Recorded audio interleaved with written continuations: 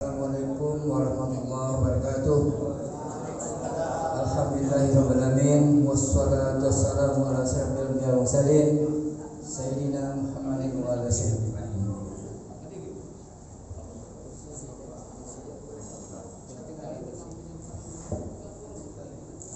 Rabbi israh li sadri wa yassir li amri wa hlul 'uqdatam min lisani yafqahu qawli.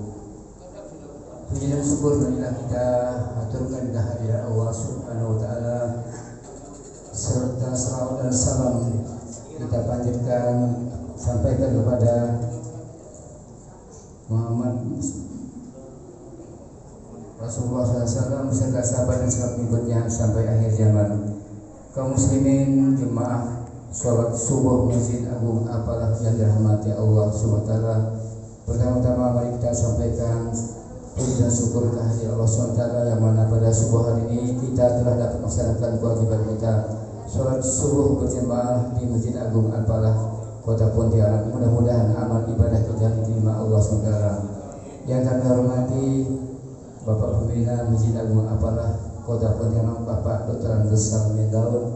Yang kami hormati seluruh jajaran pengurus Masjid Agung Apalah Kota Pontianak yang senantiasa hadir pada subuh hari ini, kaum muslimin dan muslimah, Bapak Haji dan Bu Hajah yang hadir pada subuh hari ini yang tidak dapat kami sebutkan satu persatu namanya, namun tidak mengurangi rasa hormat kami kepada para jemaah yang sudah hadir. Mengawali Jumat setelah Ramadan pada subuh hari ini kita akan mendengarkan tausiah yang akan disampaikan oleh Ustaz Sabirin. Untuk itu kepada beliau waktu sebelumnya kami persilakan.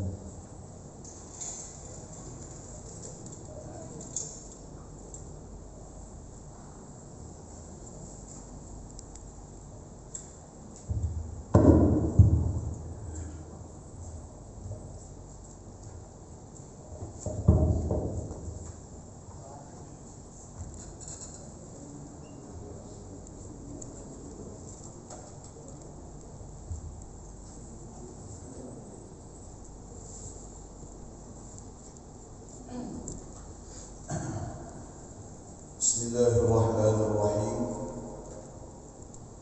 Assalamualaikum warahmatullahi wabarakatuh. Waalaikumsalam warahmatullahi wabarakatuh. Alhamdulillahilladzi hadana li hadza wa ma kunna linahtadiya laula an hadana Allah. Ashhadu an la ilaha illallah wahdahu la syarika lah. وأشهد أن سيدنا محمدا عبده ورسوله الذي لا نبي ولا رسول بعده. اللهم صل وسلم على سيدنا محمد مفتاح باب رحمة الله عدد ما في علم الله صلاة وسلاما دائمين متلازمين بدوام ملك الله وعلى آله وصحبه ومن والاه ولا حول ولا قوة إلا بالله. أما بعد سبحانك لا علم لنا إلا ما علمتنا إنك أنت العليم الحكيم. رب اشرح لي صدري ويسر لي أمري واحلل عقدة من لساني يفقه قولي. اللهم يا معلم داود علمنا ويا مفهم سليمان فهمنا ويا مفقه النبي صلى الله عليه وسلم فقهنا. اللهم فقهنا في الدين وعلمنا التأويل برحمتك يا أرحم الراحمين والحمد لله رب العالمين. Alhamdulillah, segala puja dan puji syukur atas kehadirat Allah Subhanahu wa taala yang telah mengkaruniakan kepada kita segala macam kenikmatan sehingga kita bisa pada hari Jumat ini, Jumat yang terakhir daripada bulan Syawal, kita semua bisa melaksanakan ibadah kepada Allah Subhanahu wa taala. Mudah-mudahan Allah senantiasa mengkaruniakan kepada kita Islam dan iman, dan semoga Allah Subhanahu wa taala tetap mengkaruniakan kepada kita kesehatan jasmani dan rohani. Amin ya rabbal alamin. Salawat dan salam kita haturkan kepada baginda Nabi besar Muhammad sallallahu alaihi wasallam yang karenanya kita semua mendapatkan keutamaan dari Allah Subhanahu wa taala. Maka mudah-mudahan dengan dengan membaca salawat dan salam kepada Nabi menjadikan kita kelak di hari kiamat mendapatkan tempat dan mendapatkan syafaatnya. Amin ya rabbal alamin. Hadirin dan hadirat yang dirahmati Allah Subhanahu wa taala. Pada kesempatan yang mulia ini saya ingin menyampaikan apa-apa yang berkaitan dengan agama Islam yang merupakan fondasi di dalamnya, di mana Nabi SAW memberikan pesan kepada kita. Hadis yang diriwayatkan oleh Abi Abdurrahman Abdullah bin Umar, yang merupakan putra daripada khalifah yang kedua Sayyidina Umar bin Khattab, yang bernama Abdullah, yang kemudian memiliki kunyah julukan bernama Abi Abdurrahman, di mana beliau mendengar Nabi SAW qala sami'tu Rasulullah SAW yaqul bunyal Islamu ala khamsin. Agama Islam ini dibangun di atas 5 fondasi. Artinya kita yang mengaku beragama Islam memiliki kewajiban untuk membangun fondasi agama. Apakah agama yang kita kenal Islam? Bukan. Maksud di sini adalah agama yang ada di dalam diri kita. Di dalam diri kita ini ada agama, yakni agama Islam. Dan agama ini tidak akan menjadi kuat kecuali setelah dibangun fondasi-fondasi di dalamnya. Fondasi tersebut disebut atau dikatakan bahwasanya adalah rukun Islam. Maka barang siapa yang meninggalkan fondasi berarti sama halnya dengan merobohkan agama yang ada di dalam dirinya. Jadi agama Islam secara luar itu tidak akan pernah roboh, tidak akan pernah runtuh. Tetapi agama itu sendiri akan roboh, akan runtuh manakala kita sebagai penganutnya tidak menjalankan kewajiban di dalam beragama. Allah menganugerahkan kepada kita agama masing-masing, yakni agama Islam. Dalam diri saya ada agama Islam, dalam diri bapa ada agama Islam, dalam diri ibu ada agama Islam. Masing-masing memiliki kewajiban. Apa kewajibannya? Memperkuat, memperkokoh agama ini dengan apa? Dengan menjalankan segala macam kewajiban kita kepada Allah Subhanahu wa taala. Apa saja? Yang pertama adalah syahadah, yaitu bersaksi tiada Tuhan selain Allah, dan Nabi Muhammad adalah merupakan utusan Allah Subhanahu wa taala.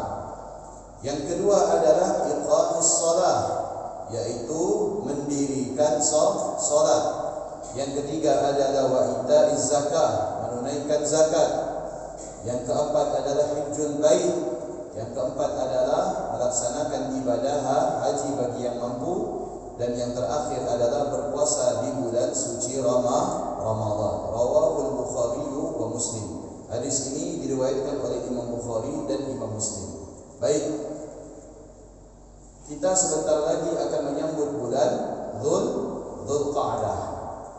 Bulan Dzulqa'dah ini adalah merupakan satu di antara sekian banyak bulan-bulan haram, yang mana bulan haram itu terdiri daripada empat bulan: Dzulqa'dah, Dzulhijjah, Muharram, dan kemudian adalah bulan Rajab. Bulan haram adalah bulan yang disucikan oleh Allah Subhanahu wa taala, sehingga kesucian bulan-bulan haram yang 4 itu bukan saja dijaga kesuciannya oleh umat Nabi Muhammad, tetapi juga dijaga kesuciannya oleh umat-umat terdahulu. Maka umat-umat terdahulu tidak mau melaksanakan perang. Mereka tidak mau berperang ketika bulan-bulan haram, Dzulqa'dah, Dzulhijjah, Muharram maupun Rajab.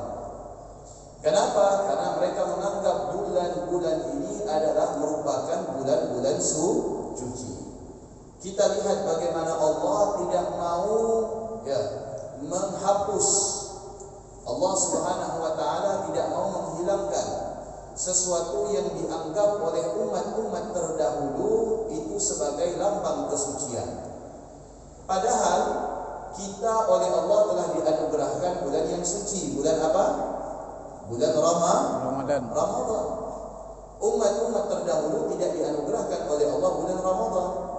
Ya, maka khusus umat Nabi Muhammad ini dianugerahkan oleh Allah bulan Ramadan.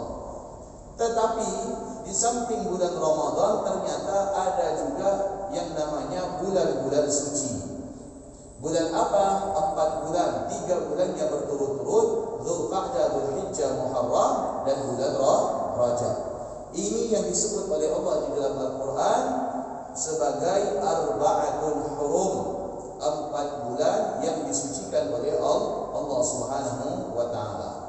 Nah, bulan Dzulqa'dah ini adalah bulan yang identik. Kalau di negara kita itu sebagian saudara-saudara kita akan melaksanakan ibadah haji. Ya, sebagian besar saudara kita yang tahun ini ditakdirkan oleh Allah untuk ke tanah suci, mereka akan memulai perjalanannya dari bulan Dzulqa'dah. Dzulqa'dah itu mereka sudah berangkat. Nah, khususnya jamaah haji Indonesia ini mendapatkan jadwal sebagai satu-satunya jamaah haji yang berangkat paling awal. Betul? Yang berangkat paling awal itu jamaah haji Indonesia.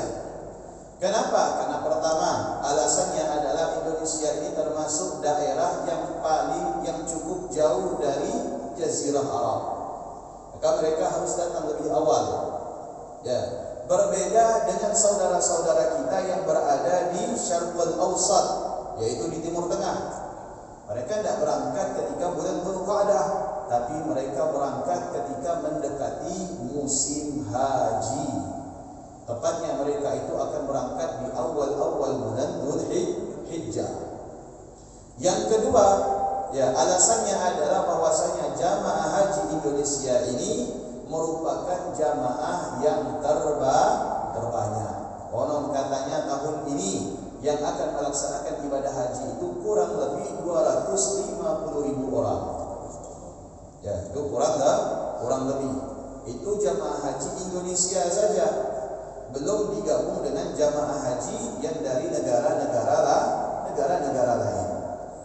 Ya. Nah, atas dasar inilah ya, kerajaan Saudi Arabia meminta agar jamaah haji Indonesia itu untuk berangkat terlebih dahulu. Makanya jamaah haji Indonesia ini berpeluang kena dam. Ya, berpeluang kena dam. Apa itu dam? Dam itu adalah denda yang harus dibayar. Ya, berapa besar? Yaitu dengan seekor kambing. Kenapa harus membayar dam? Alasannya adalah karena jamaah haji Indonesia itu bisa kena 2. Ya, bisa kena 2. Kena apa itu? Kena golongan haji yang pertama adalah haji qaran. Haji qaran itu adalah haji yang disertai dengan ibadah umroh. Yang kedua adalah bisa dikenakan yaitu haji tamattu. Tamattu itu artinya adalah senang-senang. Ya, kenapa dikatakan senang-senang? Karena jamaah haji Indonesia datang tidak langsung melaksanakan ibadah haji, tapi mereka jalan-jalan terlebih dahulu. Senang-senangnya itu bukan belanja, tapi senang-senangnya itu ibadah. Ya, makanya mereka ya berangkat dulu terlebih dahulu ke Madinah. Padahal niat awal mereka itu adalah untuk melaksanakan ibadah haji. Semestinya mereka itu langsung ke Jeddah, bukan ke Madinah. Tetapi karena alasan ya ketertiban dan aturan, maka jamaah haji Indonesia itu ditempatkan di Madinah terlebih dahulu, baru kemudian di mana? Baru kemudian bertolak ke kota suci Mekah. Ini disebut dengan haji tamattu. Nah, haji tamattu ini dan haji qaran ini ya, mereka itu diharuskan membayar dam. Kenapa? Karena mereka tidak termasuk daripada haji ifrad. Haji ifrad itu adalah haji yang dikerjakan oleh mayoritas saudara-saudara kita yang berada di timur tengah. Begitu mereka sampai 1 hari, langsung mereka berangkat ke padang Arafah. Nah, itu mereka teman saudara kita yang ada di timur tengah itu terkadang berangkat dekat-dekat musim haji, sudah sangat dekat. Kadang pada tanggal 5 Zulhijjah, kadang mereka berangkat tanggal 6 Zulhijjah, kadang mereka berangkat tanggal 7 Zulhijjah. Karena pada tanggal 9 Zulhijjah mereka itu melaksanakan wukuf di padang Arafah. Itu mereka baru berangkat.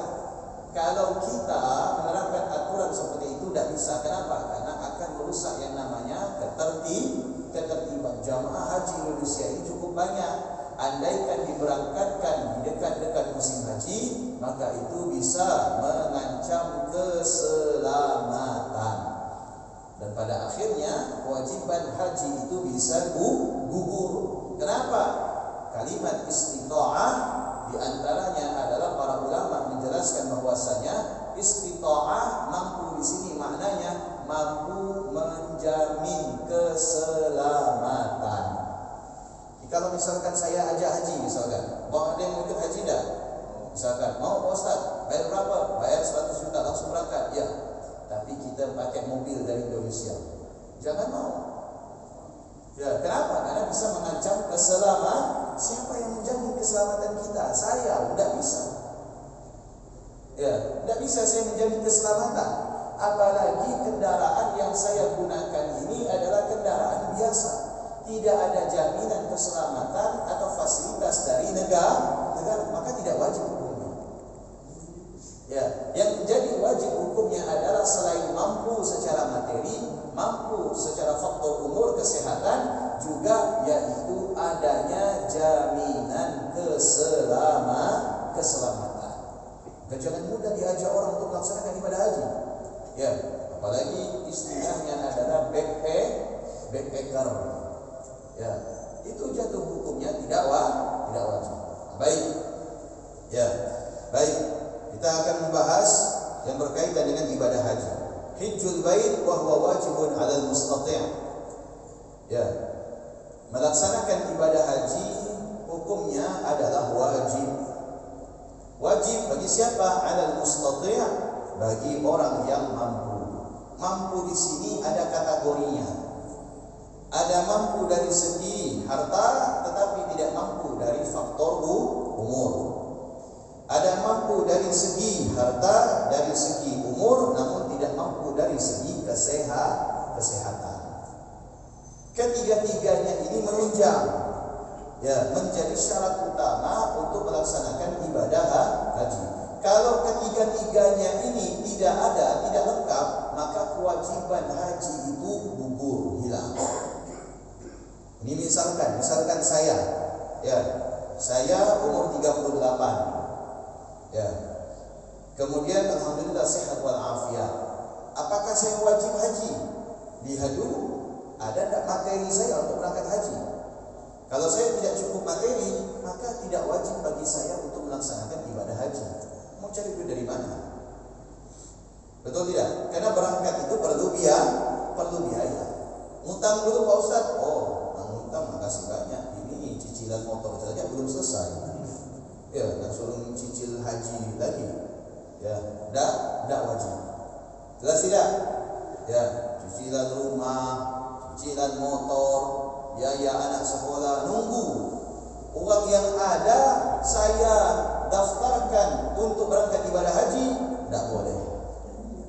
Ya, saya terlebih dahulu harus melunaskan, ya, kewajiban saya kepada sesama manusia sebelum saya menunaikan kewajiban saya kepada Allah Subhanahu wa ta'ala. La yukallifullahu nafsan illa wus'aha. Allah tidak memaksa kita untuk berangkat haji kecuali bagi orang yang benar-benar mampu.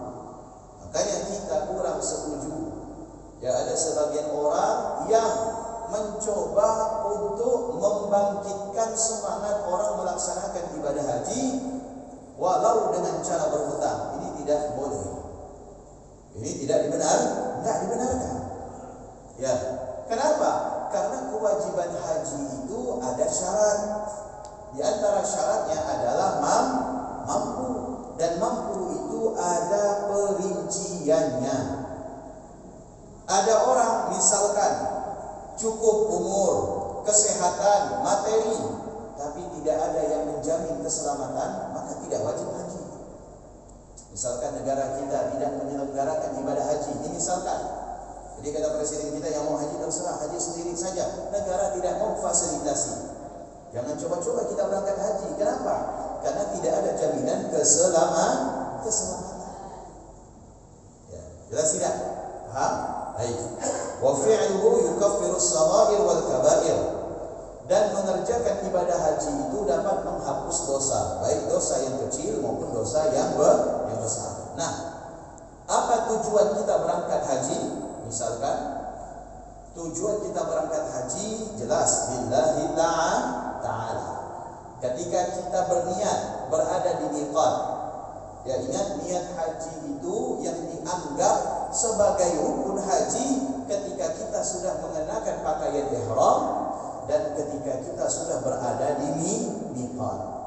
Ketika kita daftar haji itu bukan niat, itu adalah keinginan. Ketika kita turun dari rumah dengan seragam, ya, warga negara Indonesia, misalkan seragam batik, kopiah hitam, celana hitam dengan syal, berangkat, ya, kemudian diantar oleh keluarga kita ke asrama haji misalkan, itu belum niat, itu belum dianggap niat. Kalau kita niat dari situ, maka dianggap hajinya tidak sah. Karena niat sesungguhnya, niat yang menjadi bagian daripada rukun haji adalah ketika kita sudah mengenakan pakaian ihram. Ya, ketika kita sudah mengenakan pakaian ihram. Jadi ketika nyetor itu bukan niat haji, itu tidak termasuk niat bagian daripada rukun haji. Ya, tetapi itu adalah keinginan. Keinginan yang semacam ini, keinginan baik, sudah diberikan oleh Allah pahala. Tapi jauh lebih besar pahalanya ketika keinginan itu bisa terwujud. Ya. Jadi kapan kita niat? Niat itu ketika kita sudah memakai ihram dan ketika kita berada di miqat. Kalau misalkan kita berangkat tujuannya ke Jeddah, miqatnya di mana? Di Yalamlam. Kalau misalkan kita berangkat dari kota suci Madinah, miqatnya di mana? Di Masjid Bir Ali. Jelas tidak? Dan pelaksanaan ibadah haji itu hanya sekali, tidak bisa 2 kali dalam setahun. Beda dengan ibadah umroh. Kenapa? Karena ibadah umroh itu tidak menjadikan wukuf di padang Arafah itu sebagai rukun ibadah umroh. Jadi kita tawaf kapanpun boleh, ya, sa'i kapanpun boleh, tahallul kapanpun boleh. Adapun ibadah haji, tawaf, sa'i, tahallul kapanpun boleh, kecuali yang namanya wukuf di padang Arafah. Karena wukuf di padang Arafah itu hanya berlaku waktunya 1 tahun 1 kali, tepatnya pada tanggal 9 Dhul. Dan waktu wukuf di padang Arafah itu dimulai kapan? Semenjak masuknya waktu zuhur, zawalus syams. Ya, semenjak masuknya waktu zuhur. Kapan habisnya? Sebelum terbenamnya matahari. Jadi waktunya terbatas. Makanya ibadah haji itu tidak bisa dikerjakan setahun 2 kali. Udah haji untuk diri sendiri, balik lagi ke padang Arafah, ngajikan emak sama bapak, tidak bisa, tidak sah. Atau misalkan membadalkan haji orang, ya, yang tidak sempat melaksanakan ibadah haji karena sakit atau barangkali karena sudah wafat, ya, kemudian dia terima badal haji dari beberapa orang, dikerjakan di satu waktu, maka hajinya tidak sah. Ini disebut dengan mafia badal. Ya, disebut dengan mafia badal. Pak Ustaz, tolong membadalkan haji orang tua saya. Siapa namanya? Abdurrahman. Sini. Datang lagi satu, Pak Ustaz, tolong badalkan haji orang tua saya. Ini. Ini diterima semua, ada 5 orang. Saya kerjakan dalam satu waktu, hajinya tidak sah. Tapi kalau misalkan saya terima 5 orang, kemudian saya bagikan ke teman-teman saya, ditolong badalkan haji untuk fulan.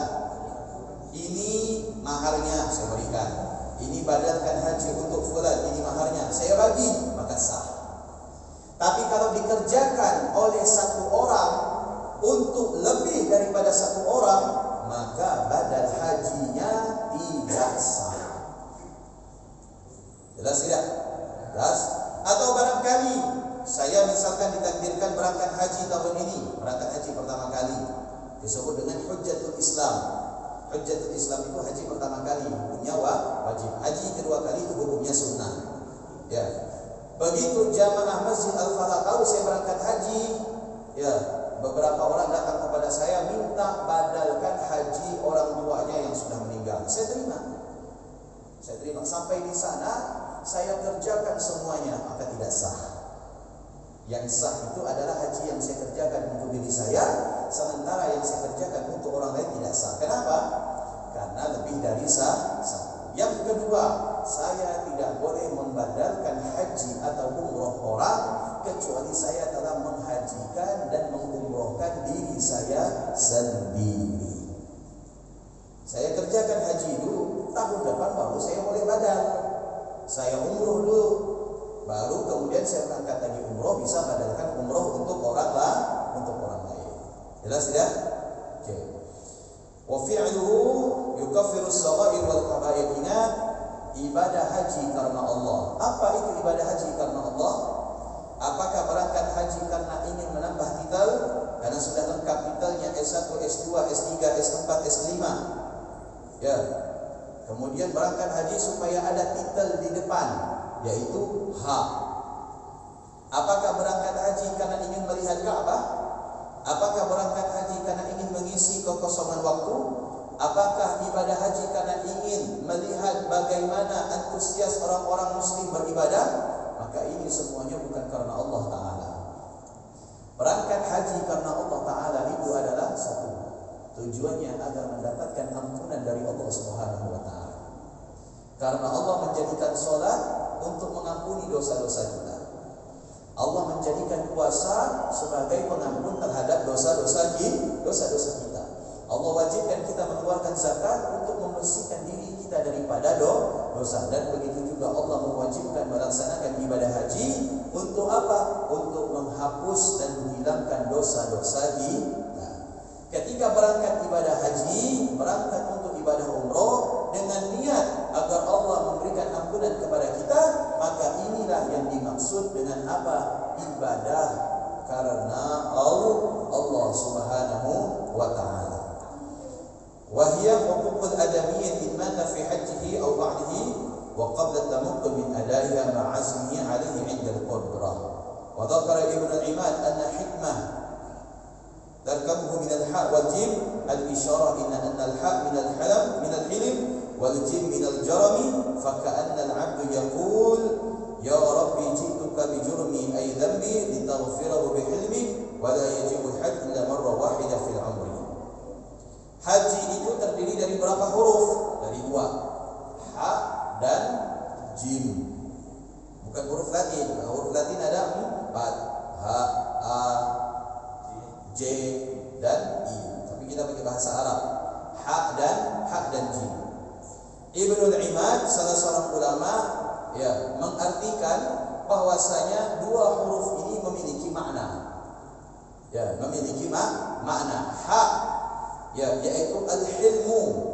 Al-hilmu itu adalah sifat daripada sifat-sifat Allah. Al-hilmu itu di atas sabar. Ya, al-hilmu itu di atas sabar. Sifat di antara sifat yang dimiliki oleh Allah. Makanya di antara nama Allah itu ada Al-Halim. Ya, Al-Halim. Maknanya apa? Allah Subhanahu wa Ta'ala itu sangat sabar terhadap perilaku hamba-hambanya. Allah Subhanahu wa Ta'ala itu sangat toleran terhadap apa yang dilakukan oleh segenap hamba-hambanya. Makanya ada orang namanya Abdul Halim, hamba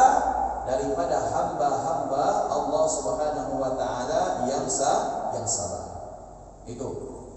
Ha artinya al-hilmu, kesabaran. Wal jim al-jarmu. Al-jarmu itu artinya apa? Dosa atau kesalahan. Apa kata Ibnu Al-Imad? Faka'annama al-'abdu yaqul, seakan-akan seorang hamba ketika melaksanakan ibadah haji, mereka semua berkata, ya Rabbi jituka bijurmi. Ya Allah, kami datang dengan penuh kesalahan dan dosa. Ini yang berangkat ibadah haji ini semua datang dengan dosa, betul?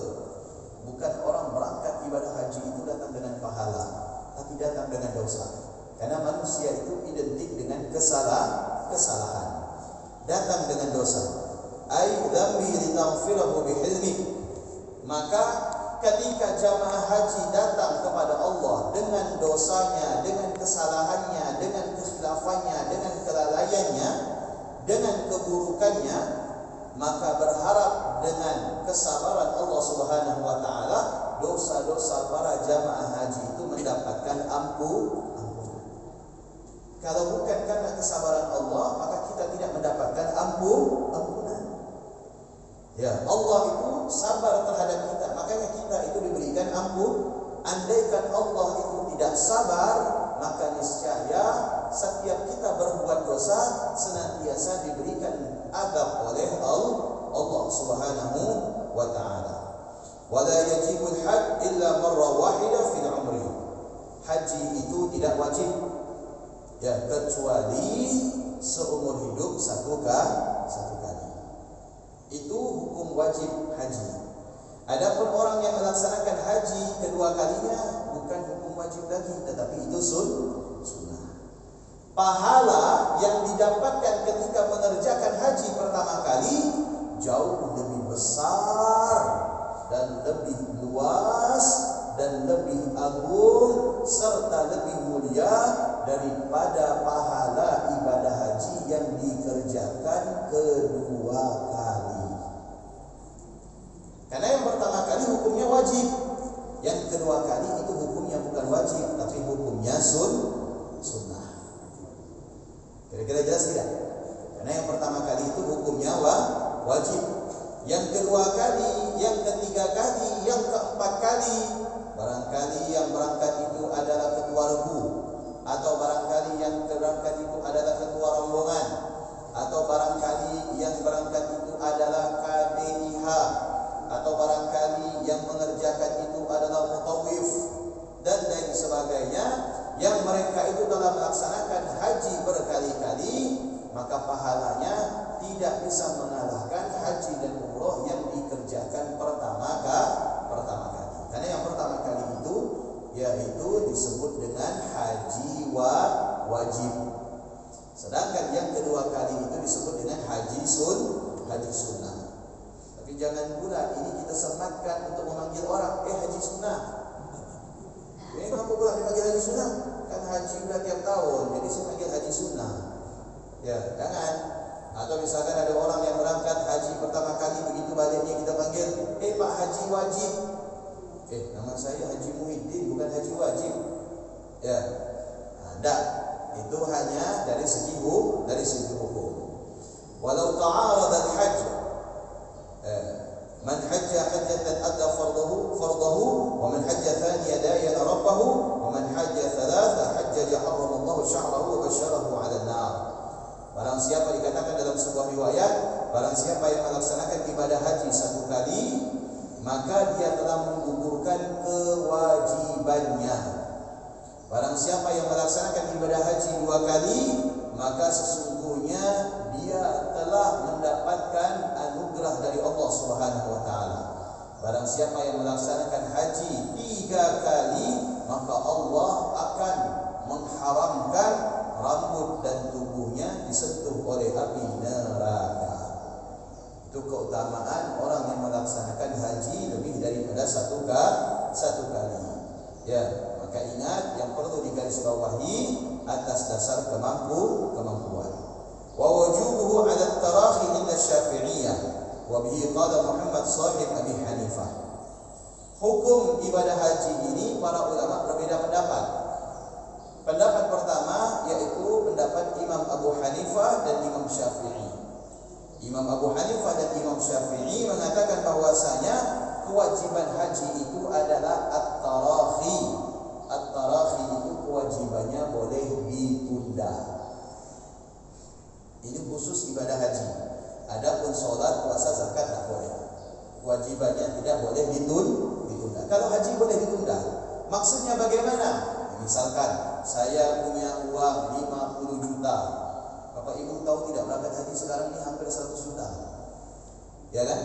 Hampir 100 juta sekarang ini. Saya dapat informasi dari jamaah pengajian yang akan berangkat haji, ya, dari dana awal yang dia setor sekarang ini sudah harus nyetor hampir 70 juta. Itu katanya ada penambahan lagi. Ya, makanya peluang haji bagi rakyat Indonesia ini semakin kecil apa semakin besar? Semakin kecil. Ya, BBM naik, sembako naik, biaya haji juga naik, pendapatan tak naik-naik. Ya, yang ada kayak saya, sambukat tambah naik. Nah, ini saya minta maaf duduk di sini karena saya ini sambukat. Ya, sambukat saya kambuh. Jelas tidak? Nah, itu biayanya tiap tahun semakin naik. Maka peluang haji itu semakin kecil. Ya, jadi kalau dulu orang jual sawah, ya berangkat haji. Kalau sekarang ini bukan jual sawah, tapi jual sama-sama rumahnya. Ya, nah, tidak cukup kalau jual sawah, ya kan? Nah, ada dua pendapat. Yang pertama at-tarahi, yang kedua al-fawr. Mazhab Syafi'i dan Malik mengatakan bahwasanya kewajiban haji itu boleh ditunda apabila ada kewajiban yang lebih utama. Saya kasih contoh, misalkan, bisa dicontohkan. Misalkan saya ini belum nikah, ya, ada uang 50 juta. Mana yang lebih utama, saya nikah atau daftar haji? Ayo, yang lebih utama mana? Yang lebih utama, para ulama mengatakan untuk menghindari terjadinya perzinahan dan lain sebagainya, maka diutamakan menikah. Loh Pak Ustaz, apa tidak berangkat haji kemudian cari pasangan orang sana, menikah di sana? Iya, kalau dapat. Kalau tak dapat, nikah haji di sana kira-kira biayanya besar atau kecil? Besar. Nah, maka mengutamakan sesuatu yang lebih penting. Yang kedua, para ulama itu mengkiaskan, menggambarkan seperti ini. Saya misalkan masih ngontrak rumah, ada tabungan 50 juta. Mana yang lebih utama? Saya belikan rumah atau saya daftar haji? Beli rumah atau daftar haji? Saya beli rumah lebih utama. Karena rumah ini menyangkut kebutuhan kehidupan istri dan anak-anak saya. Adapun haji itu hanya untuk kepentingan saya, bukan untuk kepentingan istri dan anak-anak. Makanya jangan buru-buru melakukan sesuatu tanpa didasari dengan ilmu. Ada orang ya sampai sekarang masih ngontrak, rela daftar haji. Ya, dengan tujuan apa? Nanti sampai di tanah suci minta sama Allah rumah. Ya, ini salah. Ya, kenapa? Karena rumah itu adalah menjadikan tempat yang paling aman untuk keluar. Iya, kalau ente balik selamat, kalau ente meninggal di sana, gimana anak istri ini kontrak? Siapa yang akan membayar kontrakannya? Betul tidak? Makanya lebih utama kebutuhan pribadi dulu. Kalau misalkan punya hutang, lunaskan hutangnya. Kalau misalkan ada uang untuk biaya anak sekolah, dahulukan anak sekolah. Anak mau menikah, dahulukan anak menikah. Ya, atau misalkan kita untuk renovasi rumah karena rumah sudah bocor, rumah sudah mau ambruk, rumah banjir, renovasi rumah itu lebih utama. Kenapa? Untuk kenyamanan keluarga. Karena rumah itu adalah simbol kehormatan bagi kepala rumah tangga. Seorang suami belum bisa menghadiahkan rumah untuk istri dan anak-anaknya, seakan-akan suami itu belum punya wibawa, belum ada tanggung jawab. Makanya kewajiban itu adalah dengan memiliki rumah, baru kemudian menabung untuk berangkat haji. Ini pendapat mazhab Syafi'i dan Malik. Berbeda dengan pendapat Imam Ahmad bin Hanbal. Ya, pendapat Imam Ahmad bin Hanbal dan Imam Abu Hanifah mengatakan bahwasanya berangkat haji itu tidak boleh ditunda. Apabila cukup biayanya maka langsung berangkat, tidak boleh ditunda. Tapi alhamdulillah kita bermadhabkan Syafi'i, kewajiban haji itu adalah ala tarahi, yaitu boleh ditunda. Jelas tidak? Paham? Inilah keluasan madhab, sehingga kita tidak melaksanakan sesuatu itu dengan gopo-gopo, tergesa-gesa. Semua itu ada pertimbangan atas dasar ilmu. Mudah-mudahan bermanfaat, dan semoga Allah Subhanahu wa taala menjadikan yang telah melaksanakan ibadah haji senantiasa mendapatkan pahala haji sampai hari kiamat. Dan semoga Allah mentakdirkan yang belum melaksanakan ibadah haji segera dipanggil oleh Allah dalam keadaan mampu zahir dan batin, dalam keadaan mampu hissiyah wa ma'nawiyah, agar bisa melaksanakan ibadah haji dan menyempurnakan rukun Islamnya. Dan semoga Allah memberikan kemudahan dan keselamatan bagi saudara-saudara kita yang akan melaksanakan ibadah haji tahun ini. Semoga Allah menerima amal ibadah mereka. Semoga Allah mempermudah amal ibadah mereka. Semoga Allah menerima ziarah mereka. Dan semoga Allah menerima talbiyah mereka. Semoga Allah menerima taubat mereka. Dan semoga Allah menyambut kedatangan mereka di padang Arafah. Dan semoga Allah menjadikan mereka kembali ke rumah masing-masing dalam keadaan sehat walafiat, dalam keadaan mabrur dan maqbul. Amin ya rabbal alamin. Wassallallahu ala sayyidina Muhammadin wa ala alihi washabbihi wasallam. Walhamdulillahi rabbil alamin. Mudah-mudahan bermanfaat. Mohon maaf atas segala kekhilafan dan kekurangan.